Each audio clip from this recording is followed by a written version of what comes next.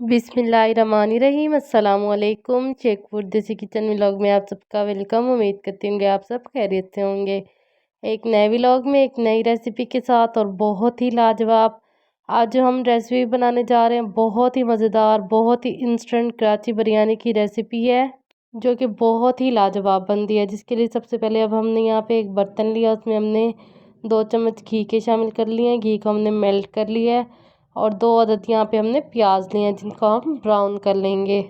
बिल्कुल इजी तरीके से हम बिरयानी बनाएंगे और बहुत ही लाजवाब जायका होगा। तो प्याज को हमने कर लेना है ब्राउन और उसके बाद हमने 2 चम्मच इसमें लहसुन अदरक का पेस्ट शामिल कर देना है। प्याज हमारे ब्राउन हो चुके हैं, उसके बाद हमने यहाँ पे लहसुन अदरक का पेस्ट शामिल कर दिया है और साथ ही थोड़ा सा हमने इसमें पानी शामिल कर दिया है और इसकी अच्छी तरह से हम भुनाई कर लेंगे। फिर उसके बाद इसमें हम चिकन शामिल कर देंगे। यहाँ पे हमने 1 पाव चिकन लिया है और चिकन को इसमें अच्छी तरह से मिक्स करेंगे और चिकन का हम कलर चेंज कर लेंगे, मतलब इसको हम ब्राउन कर लेंगे। चिकन को अच्छी तरह से ब्राउन करने के बाद फिर हम इसमें टमाटर और सब्ज़ मिर्चें शामिल कर देंगे। यहाँ पे हमने 2 अदद टमाटर लिए हैं और 3 से 4 अदद सब्ज़ मिर्चें लिए हैं जिनको हमने काट लिया था, वो इसमें शामिल कर दिए हैं।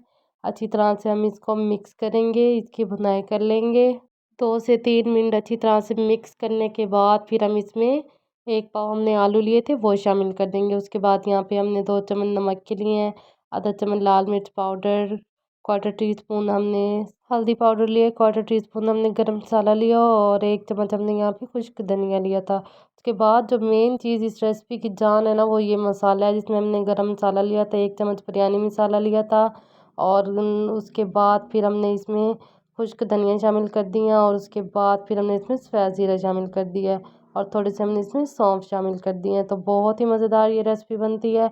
तमाम मसालों को इसमें मिक्स कर देंगे, अच्छी तरह से हम इसकी भुनाई कर लेंगे।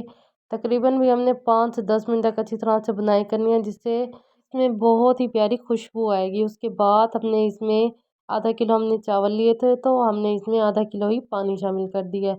पानी को हम बॉयल कर लेंगे, उसके बाद हमने इसमें चावल शामिल कर देने हैं।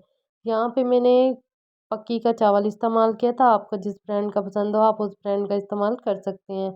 जब चावल में पानी अच्छी तरह से खुश्क हो जाएगा फिर इसमें हम 1 चम्मच विनेगर शामिल कर देंगे जिससे चावल टूटेंगे भी नहीं और बहुत ही खिले खिले और बहुत ही मज़ेदार बन जाएंगे।